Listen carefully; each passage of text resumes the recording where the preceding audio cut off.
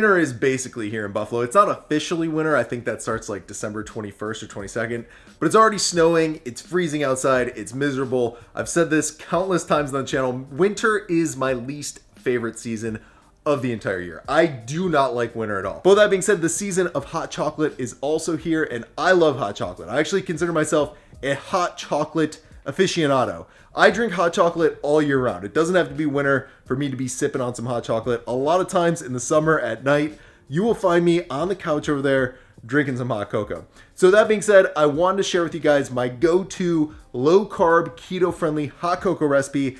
It is so good, and I think you guys are gonna love it. So let's get in this one. Let's make some hot cocoa. So, for my low-carb keto hot cocoa recipe, you guys are gonna need some low-carb milk.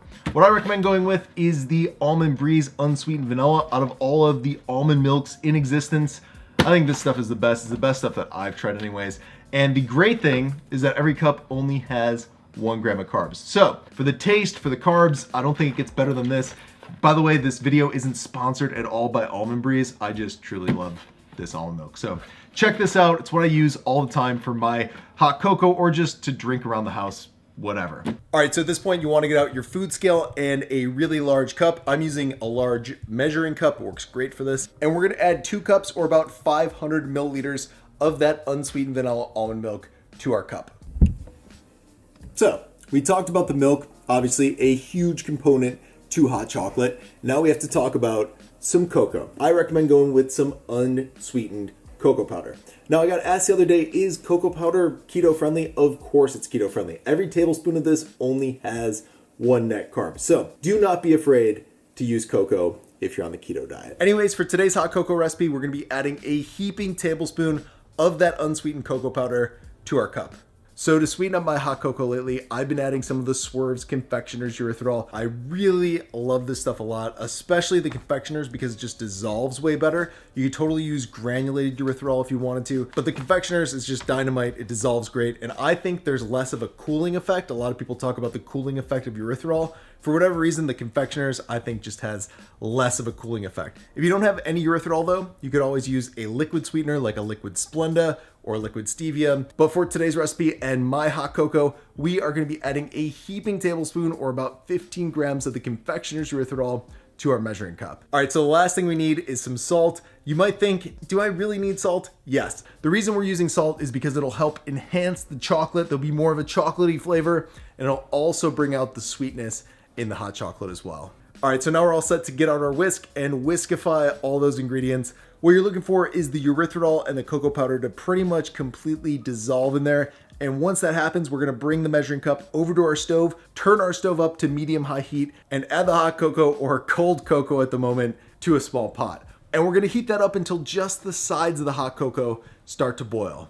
And once the edges do start boiling, that's when you want to remove it from the heat, let it cool down just a little bit, and then once it cools, you're all set and ready to add it to your favorite hot cocoa mug. So our hot cocoa is officially hot. I don't know if you can see all the steam coming out of this mug. This mug is a 2-cup mug. It is a giant, giant mug.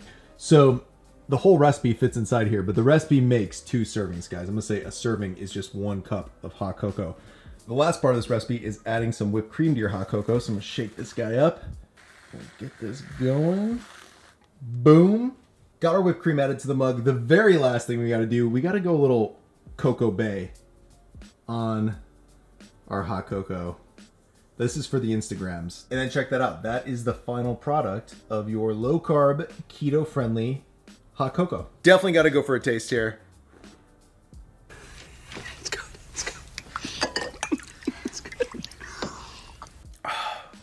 Is good. It like warms the whole body. My whole body is warm right now. Deliciously warm.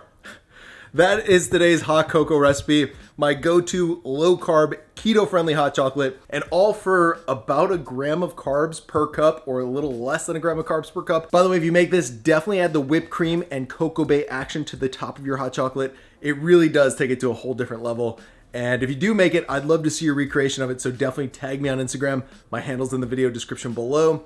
Also down there, you'll find links to all the products that I used to make the hot chocolate today. So if you need to pick any of that stuff up, all that's down there. Thank you guys so much for watching. I will see you in the next recipe. Didn't see you guys there.